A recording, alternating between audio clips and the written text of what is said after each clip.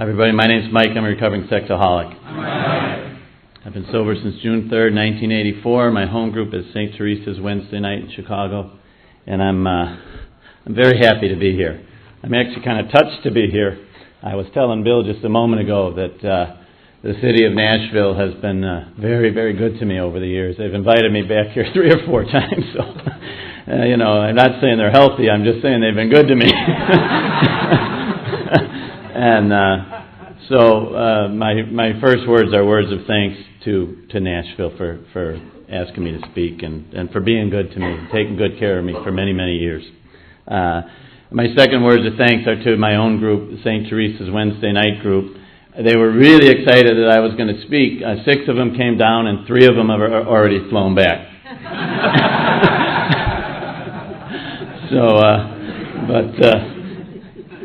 It's not about me, I keep being reminded. So, one more thing before I get into the kind of the meat of this thing. I want to say that, you know what, I'm going to do it a different way. Let me do it this way. Let me read you the first tradition, if I might. I'm doing this for 2 reasons. 1, I think it's a good idea, and 2, that way I'll remember what it is and I'm supposed to talk about it. Tradition 1. Our common welfare should come first. Personal recovery depends on SA unity. So that's what I was asked to speak about. My own belief is it's really hard to speak about tradition 1 unless you also speak about tradition 5. So I'm going to read that, if I might. Each group has but one primary purpose: to carry its message to the sexaholic who still suffers. In other words, why do we need this unity? Why does our common welfare come first? Why does personal recovery depend on SA unity? Because we have a message we got to carry to the sexaholic who still suffers. I want to just briefly say something about 2 men, maybe 3, we'll see. I want to mention Jess L. from Bozeman, Montana, who's been dead now, I don't know how long, a long time. How many people personally met or knew Jess? Interesting. Only about 30%, maybe even less of the crowd. How many have heard Jess on a tape or a CD? Okay, about 2/3. This is just my view. Okay, I'm not saying this was Jess. This is how I perceive Jess. Extroverted, way out there, sometimes saying things he would later. Jess usually had to make 3 or 4 amends per conference for what he said publicly. He got all the Catholic priests really mad one time as he said something when he was trying to collect, raise the ante on what we put in the basket, and he said, especially you priests, because you're the biggest perverts of all, or something like that. One of the priests in our group, boy, by the time he was done with them, I think he made about 5 amends on that one. He just was right out there. And he called me one day when he was dying. And he said to me, Mike, I don't know how to die. And he burst into tears on the phone. And I didn't have the slightest idea what to say to this lovely poor man. So I said to him, well, you seem to be doing a pretty good job of it, Jess. Because you're talking about it. You're doing what we do in Sexaholics Anonymous. He was carrying a message to me, the suffering. He was a suffering sexaholic looking for help, but by admitting that to me, he carried a message to me about how to die. Now another man, completely different in personality. He'd have his sort of manic bursts, but mostly a quiet guy. I would say, from my perspective, again, an introvert, Jim Egan. A quiet man, a sweet man, a man who many of you, how many people know about or are involved with the daily recommitment to sobriety?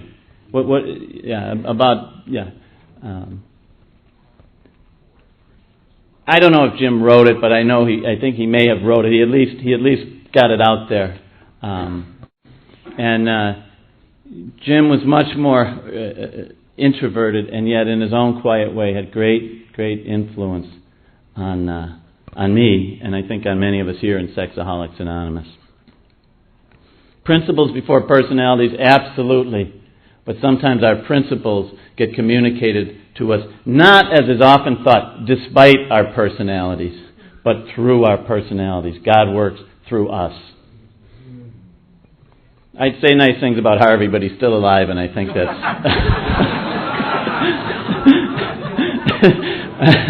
I think we'll save that for another time, except... He just said, hopefully not too soon. That's right, I agree. I told him the other night, I haven't asked many favors of him, I only asked one, don't die. I love Harvey too. I love Harvey too much to say I'll be a basket case, but Harvey's been a godsend to me from day one. Now I'd like to read Tradition 1 and Tradition 5 a second time, but I'm going to read you the long form. Please listen to the difference. Tradition 1, the long form. Each member of Sexaholics Anonymous is but a small part of a great whole. SA must continue to live, or most of us will surely die. Hence our common welfare comes first, but individual welfare follows close afterward. I wonder why Bill and these guys, when they wrote this, but individual welfare follows close afterwards. My belief is that they did it because when they first heard this, if that wouldn't have been in there, everybody would have said, what about me? Bunch of sexaholics, or in this case, at that time, alcoholics, saying, what do you mean? Hey, Bill, I'm sorry. You are but a small part of a great whole. What? No, I'm not. I'm Bill S. Just using Bill as an example. No reflection on Bill. Okay. Each one of us is but a small part of a great whole. SA must continue to live, or most of us will surely die. And we're all going to die anyway, whether SA lives or not. But we'll die drunk. Clearly that's the implication here. Hence our common welfare comes first. But individual welfare follows close afterward. In other words, the we is more important than the me. Tradition 5, long form. Each Sexaholics Anonymous group ought to be a spiritual entity having but one primary purpose, that of carrying its message to the sexaholic who still suffers. Interesting to me why they even need a long form. I mean, the difference between the short and the long form is almost nothing.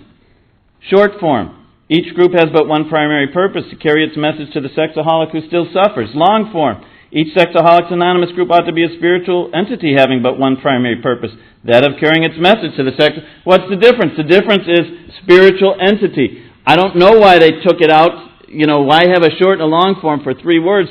But apparently maybe they wanted to bury that. So I'd like to bring it back to life, if I might.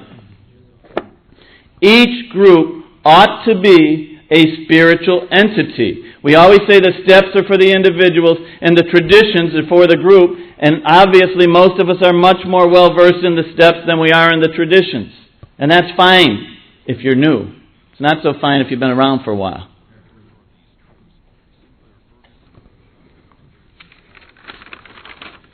St. Teresa's group, Wednesday night, not a perfect group. I've been going around the world giving a talk called Building a Culture of Sobriety. They've loved it everywhere except in Chicago. Where I was told that, I thought my group was the greatest and we were arrogant. And so let me just say, what I'm going to share with you, as an individual, what am I taught in this program? What can I share with you that counts? My experience, strength, and hope. And once I get beyond that, I'm into opinions and I'm into a lot of stuff and I'm off base. That's what I've been taught. So if I'm going to talk to you about the traditions, and if I'm going to talk to you about a group being a spiritual entity, I can only share the experience, strength, and hope of my group. That's all I got. So I'm not sharing you this because you have to do it exactly this way. I'm telling you, Here's some things we've learned as we have consciously tried, or at least as I have consciously tried in working with our group, to say, this isn't just about my recovery or your recovery. This is about this group becoming a spiritual entity so that anybody who walks in knows what our primary purpose is. So, I'm going to give you a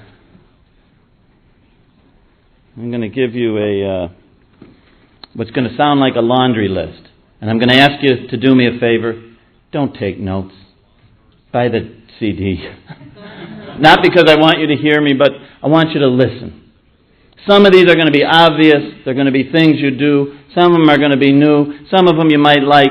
Some of them you might not like. But just take it easy and we'll run through these. Some things we do in no particular order. We continue to do a short share at our meeting. Some groups have abandoned that, where everybody simply checks in around the room once. This is the nature of my sexual addiction and how long I've been sexually sober. Now, there's problems with the short share because a lot of guys like to go into whether they're in other 12-step programs, and then we have to tell them, we don't care. They'd like to go into their life history and every character defect they ever had. We don't want all that, guys. But what we want is, this is what I did out there. This is what qualifies me, and here's how long I've been sober. Number 2. The format of our meeting is one of two things. We read a step out of the white book, and we comment on the step, because we want to focus on working the 12 steps. Or, if someone has an anniversary of 4 years or more, they give a lead. That's our format. Number 3, we ask people to dress appropriately. The only specifics that we mention are no shorts, no tank tops, and now, get ready for the most controversial thing you'll hear all weekend. Please wear socks. Now, how the heck did we come up with socks? A guy came up to me and he said, I got a foot fetish, and summertime is driving me crazy in this meeting. Now, I'm not saying this is the only way to handle this. One way to handle it is to say, well, you're going to have to learn to live with it, pal. But what we decided was, I don't want to be too graphic here, although Harvey would tell me it's okay, but if someone had a fetish for some other body parts, we would be covering those body parts. So we simply developed a group conscience around asking people to wear socks. Oh my God, the resistance. Oh my God. Occasionally appropriate and direct, like in a business meeting, but usually just the same guy forgetting 4 weeks in a row. You know. A spiritual entity with one primary purpose. A safe place, another way of thinking about that. We still, when we go around the room for sharing after the reading or the lead, ask those members who have 30 days or more sobriety to share first. We haven't gotten to the point where we don't let the other people share, or where the people with more time get more time to share, but we have continued to stress sobriety first. Okay, my pet peeve in our meeting. It's getting better. At the end of the meeting, the chair usually asks somebody to read a vision for you, and then someone to lead the Lord's Prayer. And there's usually a sense, sort of a spiritual sense going on, like usually they pick somebody maybe who said something important in the meeting, or, you know, you can, but until we worked harder at tradition 1 and 5, the person most likely to be asked to lead the Lord's Prayer or to read a vision for you were the 2 guys who relapsed that week. Why? Because the chairperson felt compassion for them. And I began to say in our business meetings and to members, especially my own sponsees who have at least less choice about whether or not they have to listen to me, I began to say, no, ask the guy who just had his anniversary. Ask anybody except the guy who relapsed. Don't pay attention to him. Don't say, oh, You relapsed for the 4th time this year, Bill. It's okay. Would you lead us in the Lord's Prayer? Congratulations, you just violated our primary purpose by acting out again. Please lead us in the Lord's Prayer. Controversial? I don't know, but it's working for us. Sobriety requirements for leadership posts. We don't have a problem with that in our group, but our inner group continues to have controversy about why do we have to have sobriety requirements, especially relatively strict ones. Why do people have to be sober to be on the inner group? I like to make comparisons to Alcoholics Anonymous. Would you have 3 or 4 guys who just came out of the bar, drunk as a skunk, sitting around a meeting discussing the future of Alcoholics Anonymous in your region? Group conscience. Here's the way our group conscience works. And the reason is we want to be a spiritual entity, a unified spiritual entity sticking to our primary purpose. We have a business meeting once a month. You want to change anything about our meeting, you bring it to the business meeting once a month. It gets discussed at that business meeting. Usually, very rarely is a vote taken at that business meeting. It's usually discussed at least one more month. Then, if there's a proposal that gets passed, it's brought to the large group to the beginning of our regular meeting, and it's voted up or down with no discussion allowed. In other words, if you want to be part of the group conscience of our meeting, you have to come to the business meeting. You can't just show up with 3 days of sobriety and bring something up in the middle of our meeting and hold it hostage for 30 minutes while everybody's chomping at the bit to get to what they came there for, which is to stay sober and help the suffering sexaholic to achieve sobriety. The reason that we never vote the first business meeting is to see what the mood of the group is, and this may be controversial, to make sure, if we hear some stuff that we don't think is right, that we get all the old-timers together and stack the vote for the second business meeting. Some people think, oh, that's too political. So? Spiritual entity. Now, not Chicago politics. I'm grateful.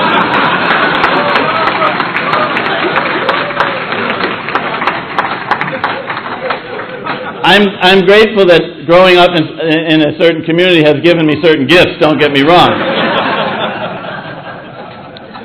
But it really is to say that if we're going to do something different in this meeting, it's going to have to jump through enough hoops to make sure that it is about our primary purpose. A few more. Still raise our hands if we think people are getting too explicit. Harvey and I have a little debate about that going. I told him that the real reason we're having the debate, I told him today, is because he's Jewish and I'm Irish. I'll tell you a story. I once had my kids at the zoo, and I don't remember what kind of animals they were, but these 2 animals started having sex.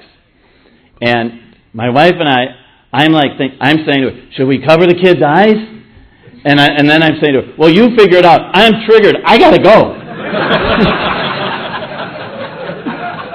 Meanwhile, there's this Jewish family standing next to us, and the mother says to the husband, Harry, get the kids. I want them to see the animals copulating.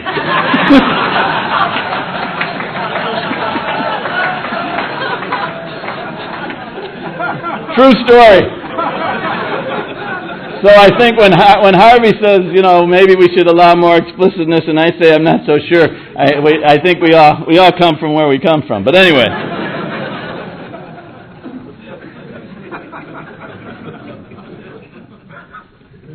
We have found in our group, and I don't know how many groups still do this, that this whole thing about putting a lot of energy into a newcomer, writing out his first step, and delivering it to the whole group in this great moment of catharsis doesn't work. So we don't do it. The guys still write it out, some of them, depending on who their sponsor is, and they might sit and read it to 3 or 4 guys. But we found that the greater the written first step, the greater the reaction to the written first step in the large group, the more likely that guy was to relapse. Why? I'm not sure, but my guess was because we had put the individual above the group. It's your night, Bill. You're the newcomer. You're the star. I saw a guy get a standing ovation after he delivered his first step. 3 months later, he was drunk as a skunk. We just didn't see it fitting in with a spiritual entity with a primary purpose. We didn't see it fitting in with personal recovery, or individual follows closely after group. Now, this has to do with sponsorship. We've we've been doing for 5 or 6 years now, maybe longer, what we call check meetings. Let's say Dimitri's sponsoring John, and I'm sponsoring Dimitri. And Dimitri keeps calling me saying, I'm having troubles with John, he's doing this and that. It could be that John's relapsing, which for the record he's not. It could be that John is, just in a power struggle with Dimitri over, some suggestion Dimitri's making. Who knows what it is?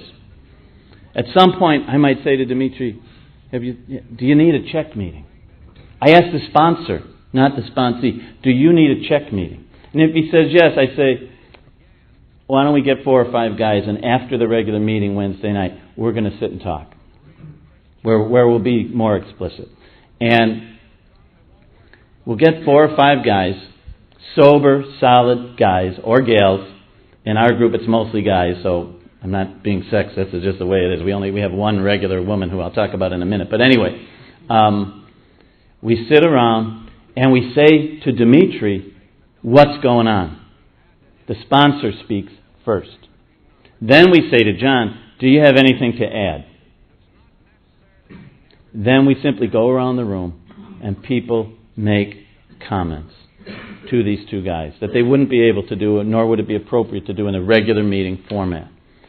This has been, for us, the most powerful tool to help Tradition 1 and Tradition 5 come to life in our meetings. Because, as a group, we're taking care of each other. The days where I sponsor Dimitri and nobody in the world knows what's going on between me and Dimitri but me and Dimitri, they're over in Chicago. Because it's a recipe for disaster. It sets me up to be an expert, which I'm not. It sets me up to live in a vacuum with this man's disease, which could make my disease alive again. And let me say something about confidentiality or anonymity. That is controversial for some people. I am going to protect every one of your anonymity. There's no way in hell that anything you've said in this meeting or who you are is going to get spread. But if Bill comes to me today and he says to me, Mike, I'm going to tell you something, and you have to promise not to tell anyone, not even anyone in SA, I'm going to say, Bill, I do not want to hear it unless I have your permission to take it to another member should I find it troublesome. I will not hear it. If there is no confidentiality. Does that mean that my sponsees, that I'm going to share every secret they told me with everybody in the group? No. But if I need to share something to help that person stay sober, and more importantly, as Tradition 1 says, more importantly, to help my group be a sober group, I'm going to do it. And if you're not going to let me do it, don't tell me. I do not want to know. The days where everybody's working their little... here's this group of people. We have 62 people last Wednesday night, and we're going to have 31 sponsor-sponsee relationships, and nobody knows anything about them, and we wonder why the group can't get more sober? I would like to suggest that for Sexaholics Anonymous, if I have one suggestion to make here today, is those days should be over. We, as a group, become a spiritual entity we love each other enough to get involved in one another's lives and help each other stay sober.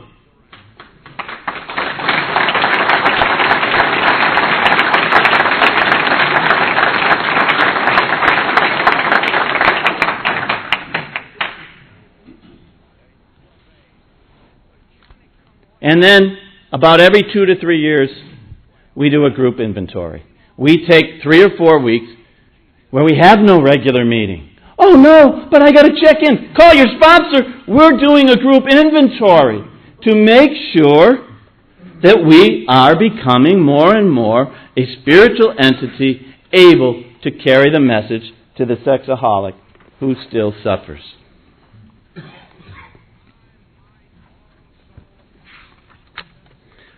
Because each member, it tells us here in Tradition 1, is but a small part of the great whole.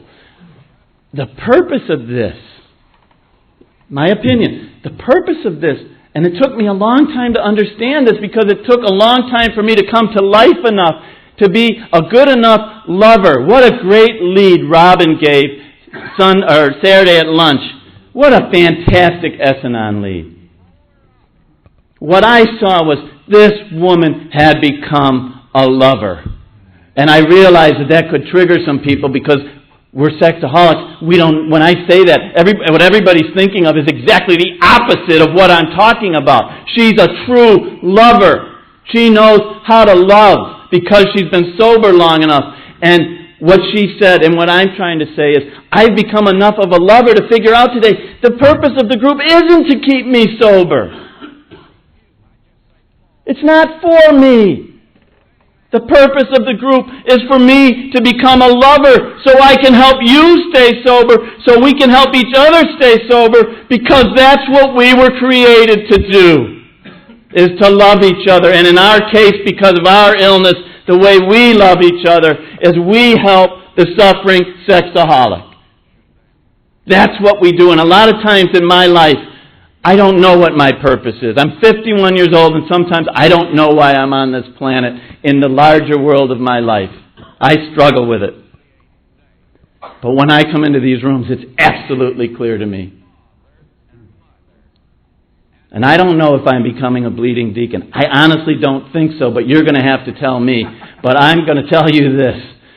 If I have anything to say about it, our groups are going to start focusing on becoming a spiritual entity so that if Dimitri calls me and says, John is having trouble and I'm having trouble, because how lonely a job it is to be a sponsor if you have to do it by yourself. And why do we understand that nobody walks alone, that we'll help you do anything to stay sober? Why do we understand that for the sponsee and not for the sponsor? I went to my group 5 years ago and said, look, I'm sponsoring 10 people.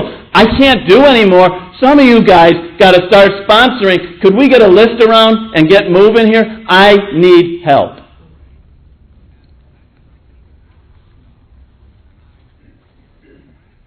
So that's some things we're doing in our group. Why? I've already alluded to it. Because we need it. We need it. We can't afford to have lousy groups. We need every group to get a few people together to begin to build what I call a critical mass of sobriety that then slowly over time becomes a spiritual entity. I'd like to spend my last few minutes telling you why it's so important to me from a different point of view, from a personal point of view. As some of you know, my mother died on July 3rd, 2006. My brother Terry, a happily sober member of this program and a member of our group, his wife has cancer.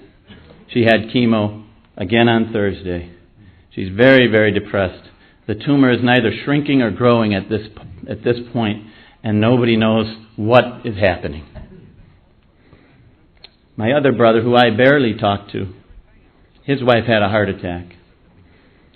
And I bit the bullet and went over to his house and visited, not knowing if, I figured I'd probably be let in, but I didn't know how it would go. And it actually went pretty well.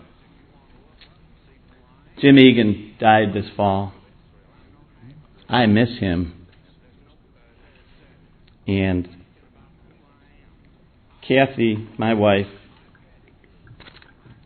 her mother died on April 26, 2008.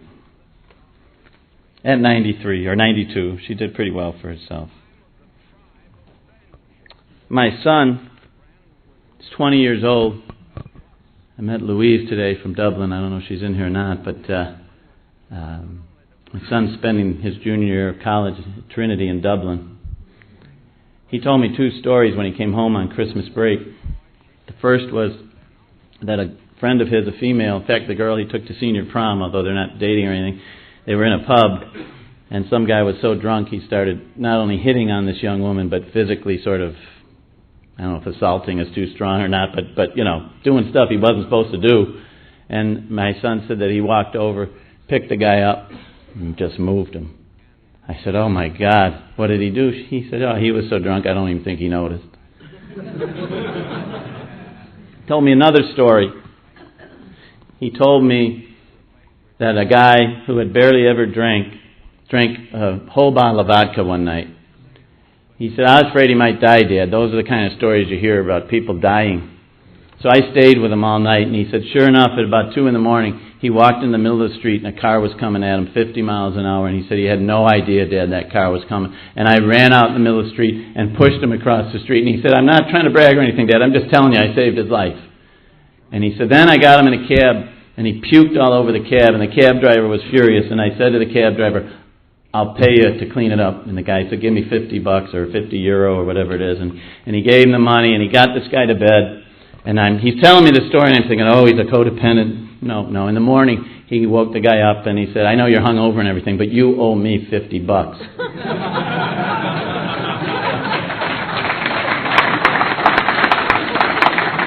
My point is, I spent some time in Ireland after college. I spent a summer in Cork. When I was there, I would have been the guy he was pulling off the girl. And I would have been the guy he was pushing out of the way. Something has changed. And it is not my virtue. A group existed for me. Jerry S. is here. I don't know if he's still here. And Jerry started our group in 1987. And there was a group for me. When I needed to leave some other S programs because I was staying sober despite rather than because of the meetings, there was a group that had begun to become a spiritual entity waiting for me that had a message of recovery, a real message. I'm going to close with this. It's going to take about 5 minutes. I might be a little over, but I know we started a little late, so I'm going to ask Bill's permission. This is something I wrote in Edmonton. I know Farley's here somewhere, so a couple of you have heard this. I'm reading it because I want you to understand. We talk about what we need is the example of a life that's making it, right? For that to happen, it is my belief that we need the example of groups that are making it. And if the group is making it, it's a lot more likely that the individual is going to make it. And that, in my mind, at least for today, is the heart of traditions 1 and 5, unity and spiritual entity and primary purpose. So, I read you a true story. A man sits in the dining room reading the paper. All about the house, his family roams, his wife, his daughter, his 2 sister-in-laws, and his mother-in-law. He feels a touch on his right shoulder. He turns to the right. He raises his eyes to see who has interrupted his reading of the sports section. His mother-in-law, known as Cece, briefly smiles and turns away, walking into the kitchen. The man who hates interruptions eruptions, rejoices at this moment. He knows without any doubt, quite rare for him a doubter, what this little interchange means. She loves him. He rejoices. Another story also true. This same man, 25 years earlier, stands in the same house, this time in the bathroom. He is trimming his beard, his first beard, preparing to take Cece's daughter out for a night on the town after spending the evening on the rollaway in the living room. As is apparently often the case unbeknownst to him, he does not clean up the sink after trimming his beard. Later he hears about this gently from Cece's daughter.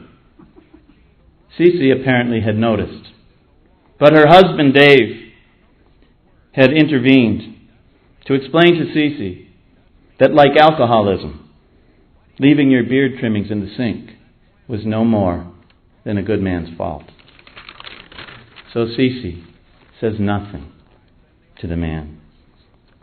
He is not, as he feared, reprimanded.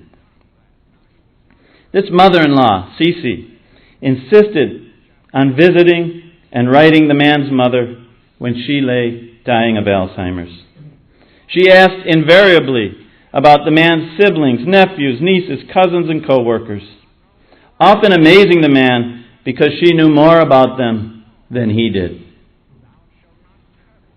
This last St. Patrick's Day, at the annual party at this man and his wife's house, the friends and relatives were all gathered. Amidst the usual eating, drinking, music, non-alcoholic drinking, by the way, just for the record, and wealth of entertainment provided by the guests themselves, a new ritual emerged.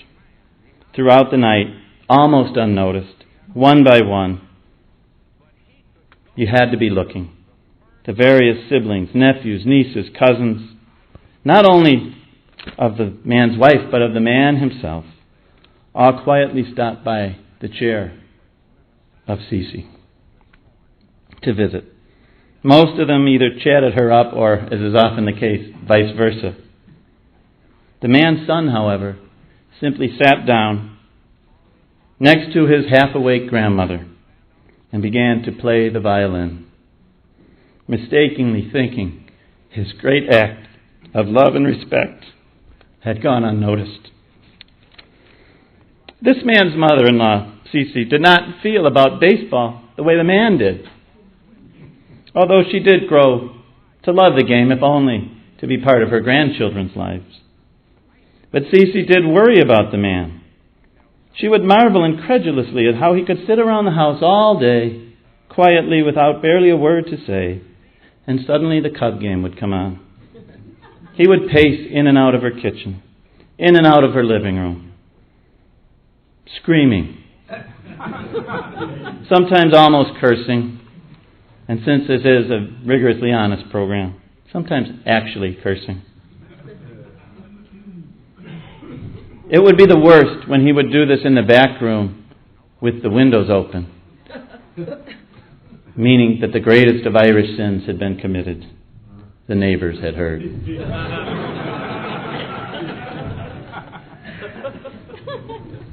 She never complained about this sudden, irrational change in the man. She would only say to him, or sometimes to his wife, "I worry about you with those cubs." And then to relieve his angst, the worse his behavior, the more likely the result.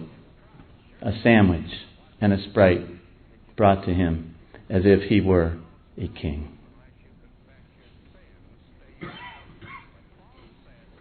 She grew to root more and more for those cubs over the years, as I say, mostly on account of her grandchildren.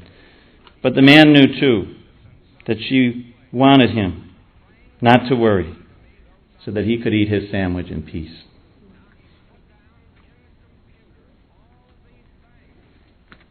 How many of you remember a television show from the 1960s called Combat? Anybody? Wow, a fair number of people. Combat was a World War II drama.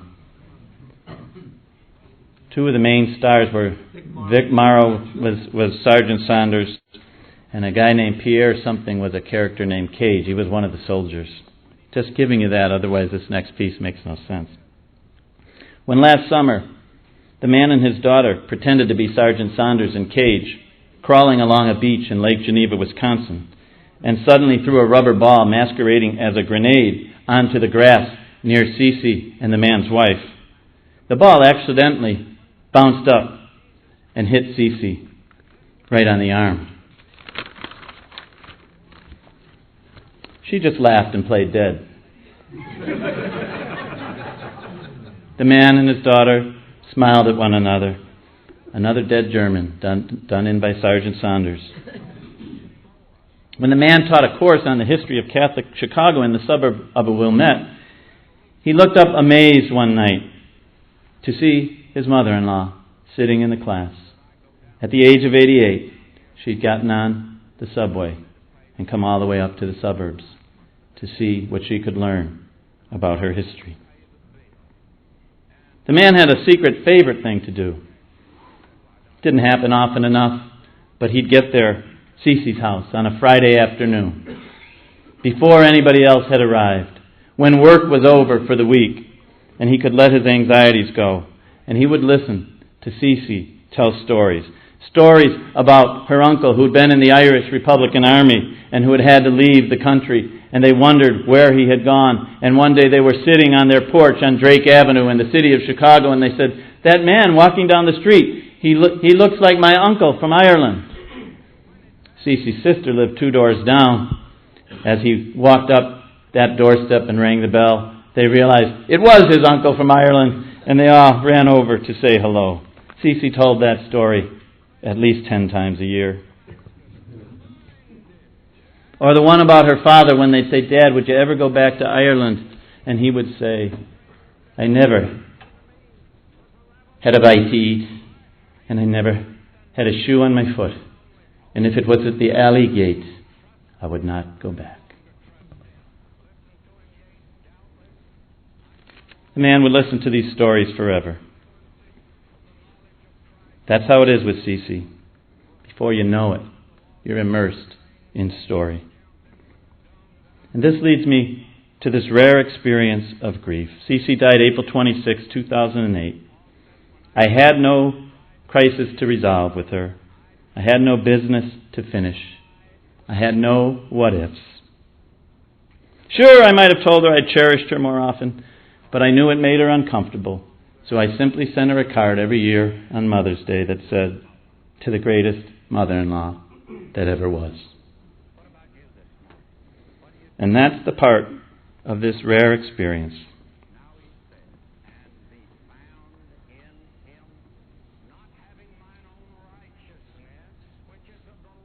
It is so dreadful and so sad and so disheartening to have lost her.